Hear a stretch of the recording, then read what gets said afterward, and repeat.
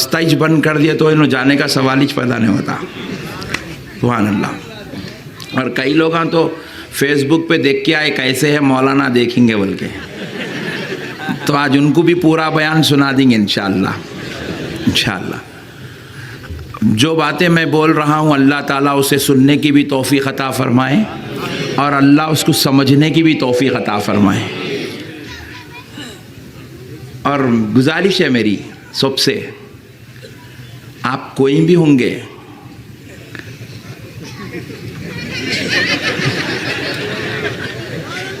آج ذرا دل کا جو پیپر ہے نا اس کو تھوڑا صاف کر کے سنو,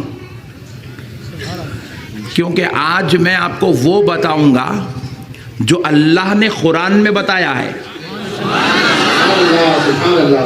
حدیث میں بولے تو تھوڑا ٹینشن ہوتا, بعض نہیں ضعیف حدیث ہے بولے, تو آج اپن حدیث سے بات نہیں کریں گے, خالی قرآن سے بات کریں گے. خالی قرآن سے بات کریں گے انشاءاللہ. اور اللہ کے فضل سے سرکار کے صدقے میں تھوڑا دل کو ذرا صاف رکھ کے سنو.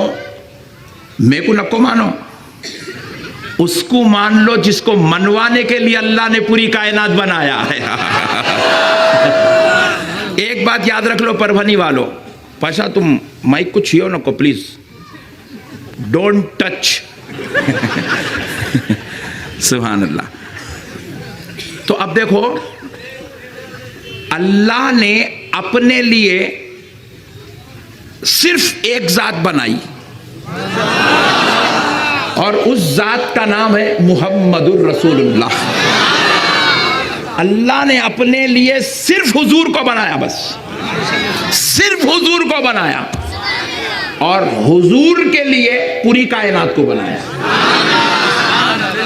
حضور کے لیے, زور سے بولو, حضور کے لیے پوری کائنات کو اللہ نے حضور کے لیے بنایا. اب گزارش یہی ہے بھائی, اس کو مان لو جس کو اللہ منوانا چاہتا ہے. بات سمجھ میں آ گئی نا؟ تو اب آئیے, اللہ رب العزت نے قرآن پاک میں ارشاد فرمایا, کنتم خیر امت, تم سب سے بہترین امت ہو. تم سب سے, زور سے بولو, تم سب سے بہترین امت ہو. اب آپ ذرا غور کرتے چلیے گا, اللہ رب العزت اس میں پہلے ہماری عظمت بیان کر رہے, یہ ہمارے بارے میں کہہ رہا ہے تم سب سے بہترین امت ہو. یہ ہماری فضیلت کو بیان کیا, ہماری عظمت کو بیان کیا, ہماری شان کو بیان کیا, ہمارے درجات کو بیان کیا, ہمارے اوپر ہونے والے انعام و فضل کو بیان کیا. اب اس کے بعد اللہ رب العزت کہہ رہا ہے, ذمہ داری بیان کر رہا ہے, جب تم بہترین بن کے پیدا ہو گئے ہو تو اب تمہاری یہ ذمہ داری ہے. کیا؟ اخرجت للناس تأمرون بالمعروف وتنہون عن المنکر. ہم نے تم کو اس لیے بھیجا کہ تم لوگوں کو بلاؤ, لوگوں کو دعوت دو, لوگوں کے لیے بھیجا. کیا کرنے کے لیے؟ لوگوں کو نیکی کی دعوت دو اور برائی سے روکو. برائی سے نیکی کی دعوت دو. اب ذرا غور کیجیے, اللہ ہماری ڈیوٹی بعد میں بیان کر رہا ہے, فضیلت پہلے بیان کر رہا ہے. پہلے تم کون ہے تم کو احساس دلا رہا ہے, تم تمام امتوں میں سب سے بہترین امت ہو. اچھا, ہم نے پوچھا اے اللہ کیا تیری قدرت کے قربان جائیں, تیرے فضل و کرم کے قربان جائیں مولا, ہم سب سے بہتر؟ رب نے کہا ہاں تم سب سے بہتر. حالانکہ آپ غور کیجئے گا, ہم میں کئی ایسے لوگ ہیں جو شراب پی رہے ہیں. کیا پی رہے ہیں؟ پھر بھی اللہ کہہ رہا ہے تم بہترین ہو. کئی ایسے لوگ ہیں ہم میں زنا کر رہے ہیں, چوری کر رہے ہیں, پھر پلٹ کے جب ہم قرآن پڑھتے ہیں اللہ کہہ رہا ہے تم سب سے بہترین امت ہو.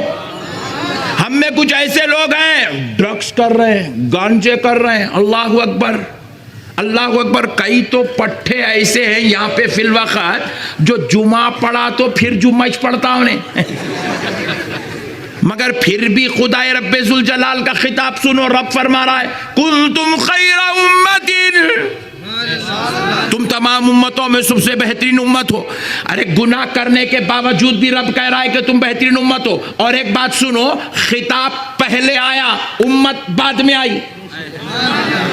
ہم لوگ تو بعد میں آئے نا، ہم تو 1400 سال کے بعد آ رہے ہیں، کوئی 1300 سال کے بعد آیا ہے، کوئی 1200 سال کے بعد آیا ہے، کوئی 700 سال کے بعد آیا ہے، کوئی 400 سال کے بعد آیا ہے، کوئی 200 سال کے بعد آیا ہے، مگر خطاب تو زمانے مصطفیٰ میں آ رہا ہے۔ فضیلت پہلے آ رہی ہے، امت بعد میں آ رہی ہے، رتبہ پہلے آ رہا ہے، امت بعد میں آ رہی ہے۔ ہم نے پوچھا اے اللہ، ہم تو گناہگار ہیں، ہم خطا کار ہیں، ہم سیاکار ہیں، مولا ہم میں کئی بے نمازی بھی بیٹھے ہیں، کوئی شراب پینے والا بھی بیٹھا ہے، جواری بھی بیٹھا ہے، کبابی بھی بیٹھا ہے، اے اللہ ماں باپ کا نافرمان بھی بیٹھا ہے، بیوی بچوں کو ستانے والا بھی بیٹھا ہے، پڑوسیوں پہ ظلم کرنے والا بھی بیٹھا ہے، پھر بھی مولا تو کہہ رہا ہے کہ تم سب سے بہترین امت ہو۔ آخر اللہ یہ مسئلہ کیا ہے؟ تو بارگاہ الہی سے جواب آیا، بندے تو نے قرآن کیا غور سے نہیں پڑھا؟ ہم نے کہا اے اللہ قرآن تو ہم نے غور سے پڑھا ہے، تو رب نے کہا ذرا غور تو کر، کنتم خیر امت، میں کیا کہہ رہا ہوں کہ تم سب سے بہترین کیا ہو؟ کیا ہو؟ ذرا ذرا زور سے کیا ہو؟ دیکھو میں بولا بیٹا تو نسبت کس کی طرف ہے؟ واہ سمجھدار لوگ ہیں پربھانی میں ماشاءاللہ۔ بیٹا بولے تو نسبت کس کی طرف ہوئی؟ باپ کی طرف۔ میں بولا شوہر، نسبت کس کی طرف ہوئی؟ بیوی کی طرف۔ میں بولا ماں، نسبت کس کی طرف ہوئی؟ اولاد کی طرف۔ میں بولا پوترا، نسبت کس کی طرف ہوئی؟ دادا کی طرف۔ اب اللہ کیا کہہ رہا ہے؟ کنتم خیر امت، کہہ رہا ہے تم بہترین امت ہو، تو نسبت کس کی طرف ہوئی؟ مصطفیٰ کی طرف، پیارے نبی کی طرف۔ ارے رب بتلانا یہ چاہتا ہے کہ تمہارے گناہوں کی وجہ سے، تمہارے خطاؤں کو دیکھ کر، تمہارے گناہوں کو دیکھ کر، تمہاری سیاکاریوں کو دیکھ کر، تمہاری بدکاریوں کو دیکھ کر خطاب نہیں کیا گیا، تمہیں مصطفیٰ کی امت میں دیکھ کر خطاب کیا گیا۔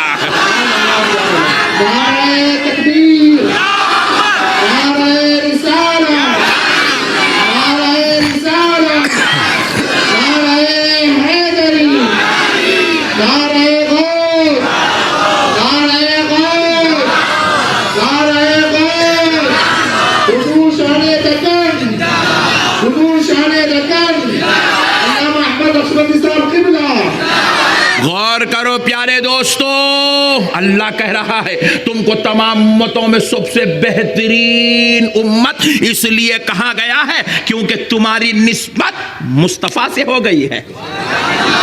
اچھا بعض لوگوں کا یہ عقیدہ ہے، بعض لوگ ہم بولتے ہیں نسبت کام میں آنے والی نہیں ہے، لوگ امت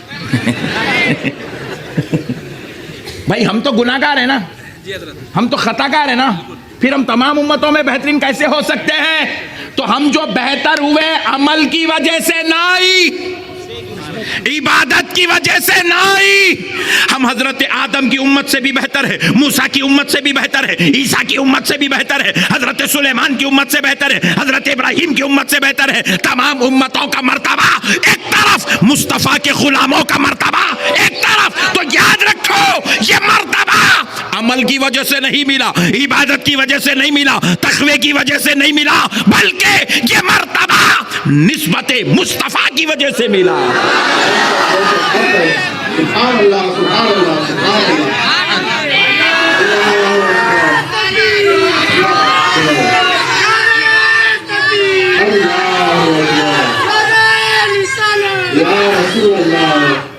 سبحان اللہ سبحان اللہ۔ نسبت مصطفیٰ کی وجہ سے ملا، تو مطلب نسبت کام میں آتی، قرآن سے ثابت ہے نسبت کام میں آتی۔ بولو نسبت کام میں آتی۔ یہاں پہ ذرا روکتا ہوں بات کو، روک کے ایک اور بہترین چیز سناتا ہوں، طبیعت خوش ہو جانا پربھانی والوں کی، اور قرآن سے کوئی اختلاف نہیں کر سکتا۔ نقشبندی صاحب اس کو بولتے ہیں جس کو یہاں سے لے کے سعودی عرب تک کوئی بھی اختلاف نہیں کر سکتا. قرآن سے سنو, قرآن سے. قرآن پاک میں ایک آیت کا ٹکڑا ہے, قلبهم باسط ذراعی بالوسیط. کیا ہوا ویڈیوگرافر؟ انہوں بہت ہوشیار دکھ رہے ہیں. انہوں سمجھ رہے یہ سیاسی جلسہ ہے, جیسا بولے سا کرتا ہوں سمجھ رہے ہیں. نہیں نہیں نہیں, ادب سے بیٹھو یہاں. سنو, یہ قلبهم قرآن کا لفظ ہے, کائنات کا کوئی مولوی انکار نہیں کر سکتا. قلبهم ہم کی ضمیر لوٹ رہی ہے اصحاب کہف کی طرف.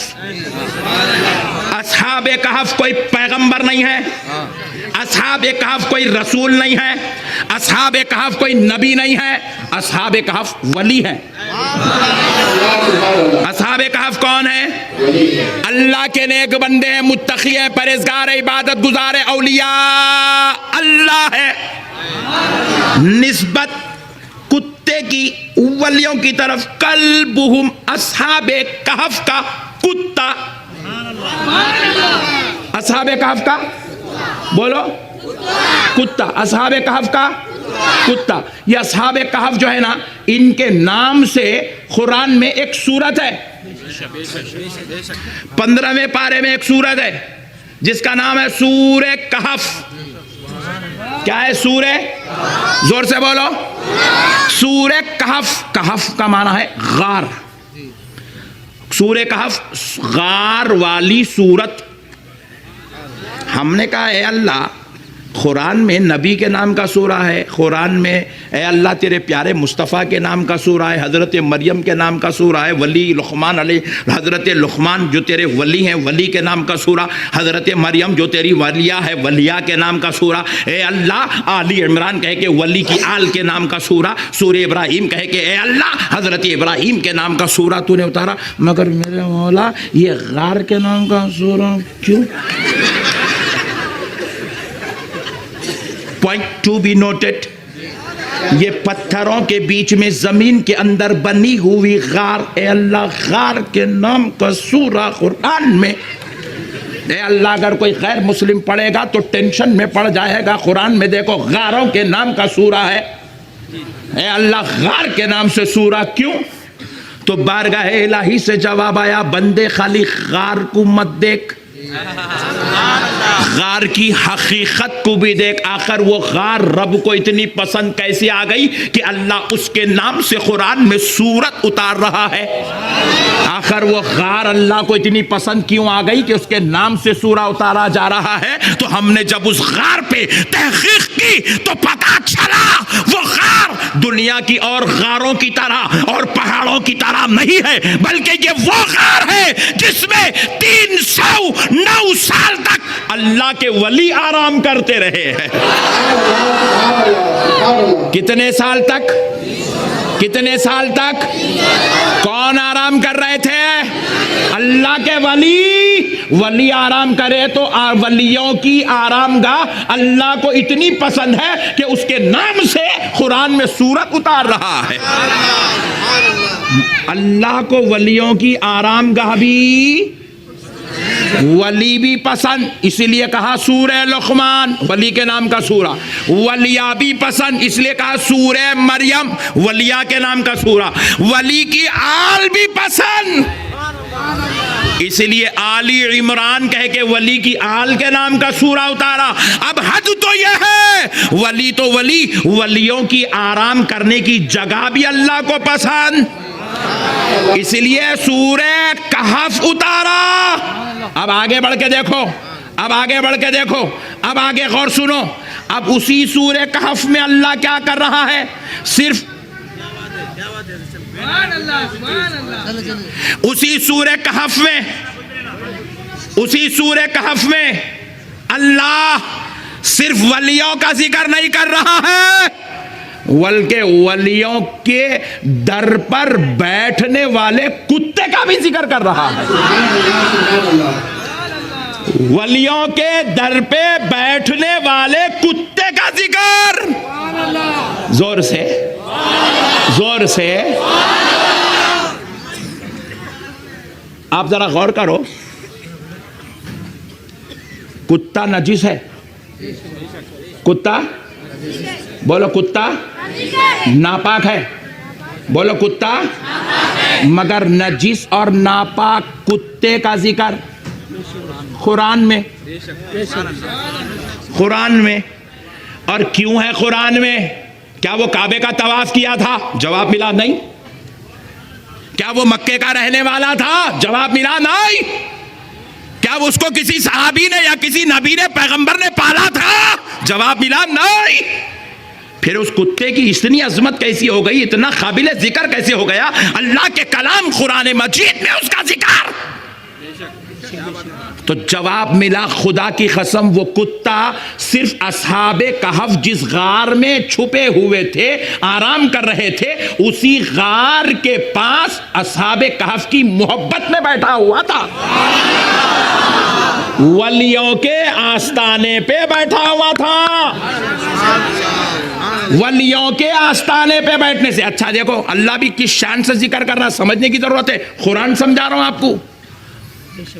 کل آپ کے باہر نکلا, بولے نقشبندی صاحب آئے تھے پربھنی میں, دھوم مچا کے گئے. بولے تو ایک جن آپ سے پوچھا کیسا بیٹھے تھے؟ آپ بولیں گے یہ کیا کا چچورا سوال کر رہا ہے, کیسا بیٹھے تھے؟ یہ پوچھ کیا بیان کرے, کیا بولے, یہ مت ہے. کیسا بیٹھے تھے کوئی سوال ہے؟ اگر میں حیدرآباد گیا, بولا پربھنی میں کیا بڑا مجمع تھا بھائی, ہزاروں کی تعداد تھی, عاشقان رسول دور دور تک ٹھہر کے سن رہے تھے. ان لوگوں پوچھے حیدرآباد والے, مولانا پربھنی والے کیسا بیٹھے تھے؟ ارے مولانا یہ کیا بات ہے رے بھائی, کیسا بیٹھے تھے کوئی سوال ہے؟ کوئی جواب ہو سکتا ہے؟ نہیں ہو سکتا. مگر خدا کی قسم اللہ کی رحمت کے قربان جاؤ, قرآن مجید میں اللہ اصحاب کہف کے کتے کا ذکر صرف نہیں کر رہا ہے, بلکہ وہ کتا کیسا بیٹھا تھا اللہ وہ ذکر قرآن پاک میں فرما رہا. قلبهم باسط ذراعی بالوسیط, وہ کتا اپنے ہاتھوں کو پھیلایا ہوا جسم کو پسار کے بیٹھا ہوا تھا.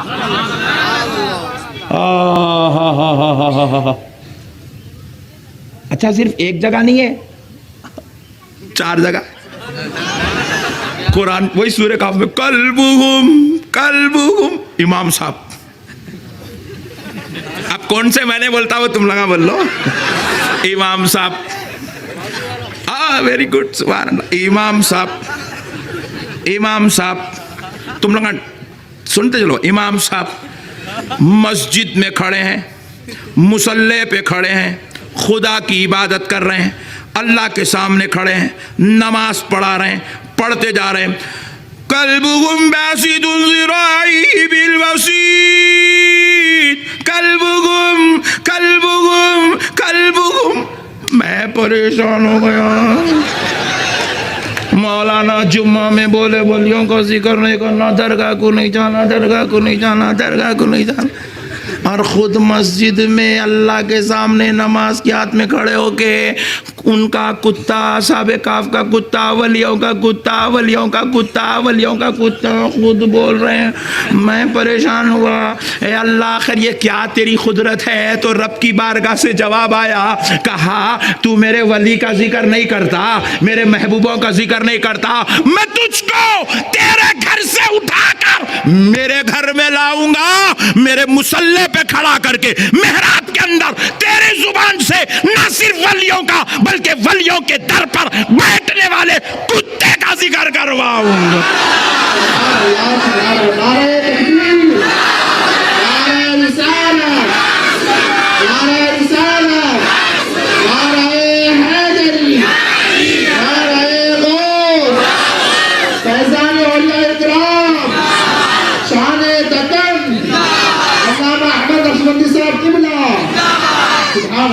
اچھا لوگ بولتے ہیں نسبت کام نہیں آتی.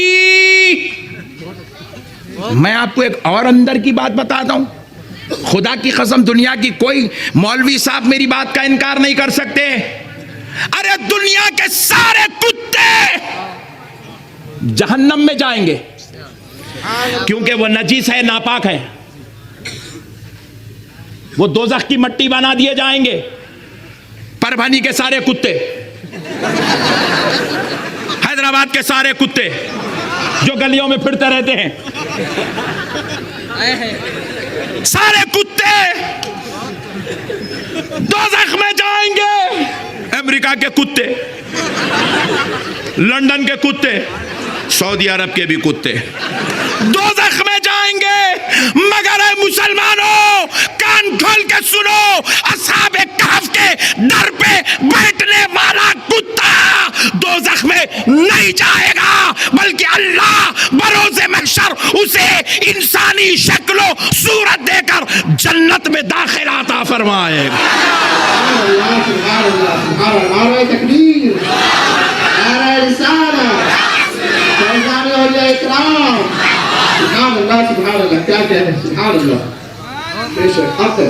अब बोलो, कुत्ते को कौन सी इबादत जन्नत में लग गई साहब?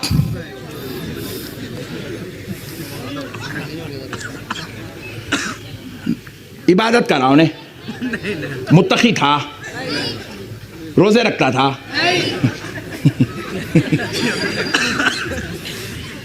तस्बीह पढ़ता था, क्या करा जी उन्हें जो जन्नत में जाएंगा? खुदा की कसम उन्हें इबादत तकवा नहीं करा, मगर उसको वलियों से निस्बत हो गई थी, वलियों से निस्बत हो गई। निस्बते औलिया की वजह से एक नापाक और नजीस जानवर को अल्लाह इंसानी शक्ल सूरत देकर जन्नत में दाखिला अता फरमाएगा। निस्बत काम आती दोस्तों, इसलिए हम लोग लिखते सरकार गौसे पाक की निस्बत से खादरी, इसलिए हम लोग लिखते गरीब नवाज की निस्बत से चिश्ती, इसलिए हम लिखते हैं बहाउद्दीन नक्शबंदी सरकार की निस्बत से नक्शबंदी, इसलिए हम लिखते हैं सय्यदु ताइफा सिराजुल औलिया सरकार जुनैद बगदादी की निस्बत से जुनैदी, इसलिए हम लिखते हैं सरकार सय्यदुना शहाबुद्दीन उमर सोहरवर्दी की निस्बत से सोहरवर्दी। हम इमाम आजम अबू हनीफा के मानने वाले हैं, इसलिए हम अपने साथ लिखते हैं हनफी। निस्बत काम में आती, बोलो निस्बत, जोर से बोलो निस्बत काम में आती। बस बस बोलाना लो, कुछ भी काम में नहीं आते, कोई वली साथ नहीं देता, कोई सहाबी साथ, डार्लिंग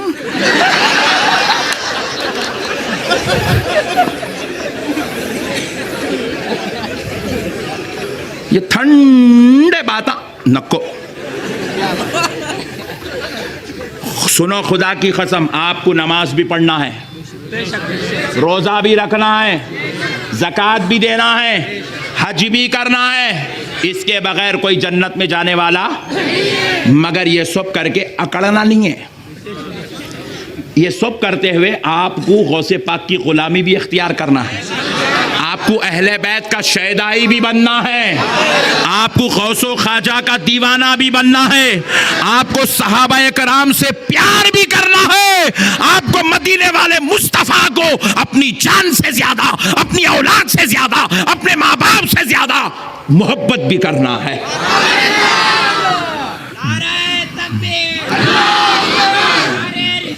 या रसूल अल्लाह, या अली, या अली, नारे गौस, नारे गौस, फैज़ान औलिया इकराम, शाने दकन, अल्लामा अहमद नक्शबंदी साहब क़िबला, सुभान अल्लाह, सुभान अल्लाह। अच्छा, और एक बात, मूड में तो है ना? तुम लोग नहीं बोले तो भाई मैं बोलता हूँ, चुप पूछा खामोश सुनो। ये तो गौसे पाक का सदका है जो इतनी पब्लिक अपने मुकद्दर में लिखी हुई है।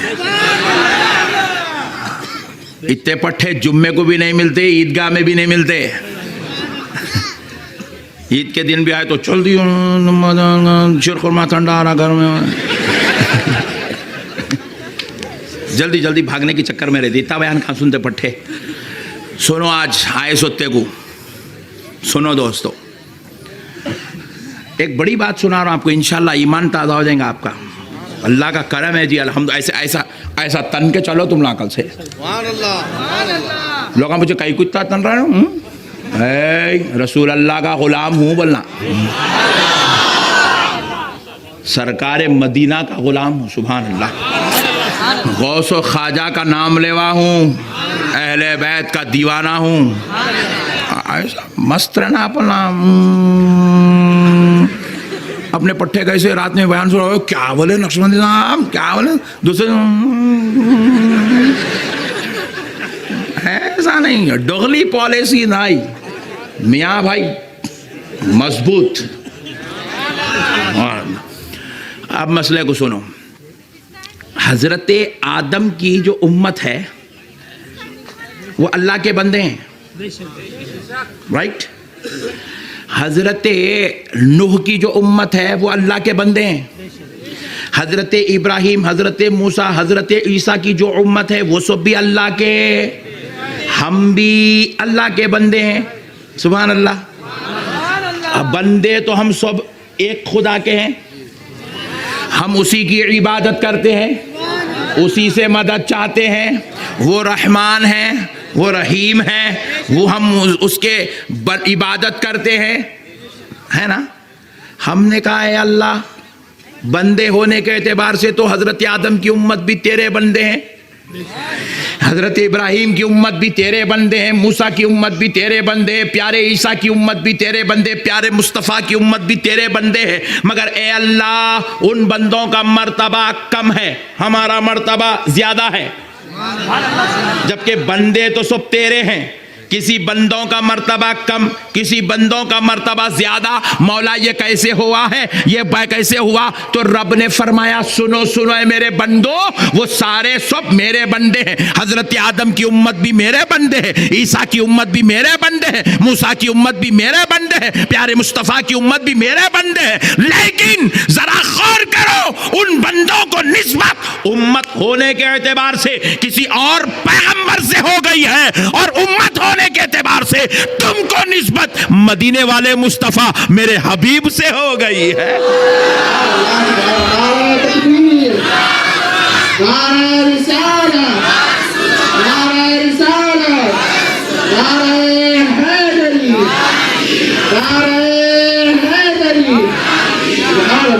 میرا حبیب سارے نبیوں میں افضل, سارے رسولوں میں افضل, تو میرے نبی کی, میرے حبیب کی امت بھی ساری امتوں میں افضل.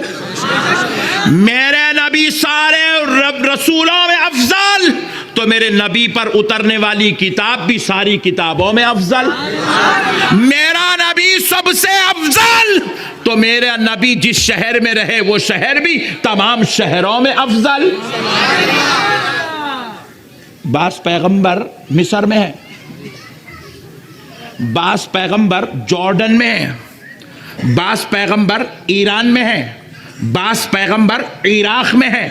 آپ اگر ان تمام ممالک کا محاسبہ کر کے آپ غور کرو تو سب سے زیادہ فضیلت مدینہ منورہ کی ہے.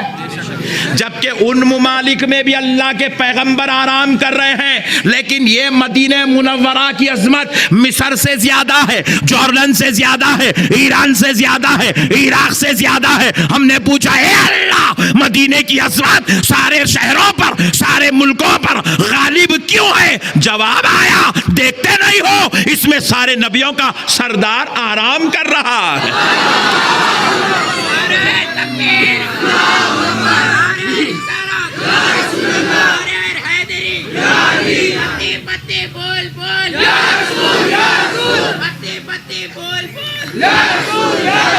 یہ ہے نبی کی شان. قرآن کس کا کتاب ہے؟ زبان زور سے. توریت, زبور, انجیل, صحیفہ سلیمان, صحیفہ آدم, صحیفہ ابراہیم, سب اللہ کی کتاب ہے. مگر مرتبہ قرآن کا افضل ہے. ہم نے کہا اللہ صحیفہ سلیمان جو ہے وہ تیرا ہی کلام ہے, توریت بھی تیرا کلام ہے, زبور بھی تیرا کلام ہے, انجیل بھی تیرا کلام ہے, قرآن پاک بھی تیرا کلام ہے. مگر اے اللہ قرآن کا مرتبہ تمام کلاموں میں، تمام کتابوں میں سب سے افضل، سب سے اعلیٰ، سب سے عرفہ کیوں ہو گیا؟ بارگاہ الہی سے جواب آیا، بندے دیکھتا نہیں وہ کلام کسی اور نبیوں پہ اترا ہے، یہ کلام میرے محبوب محمد عربی پہ نازل ہو رہا ہے۔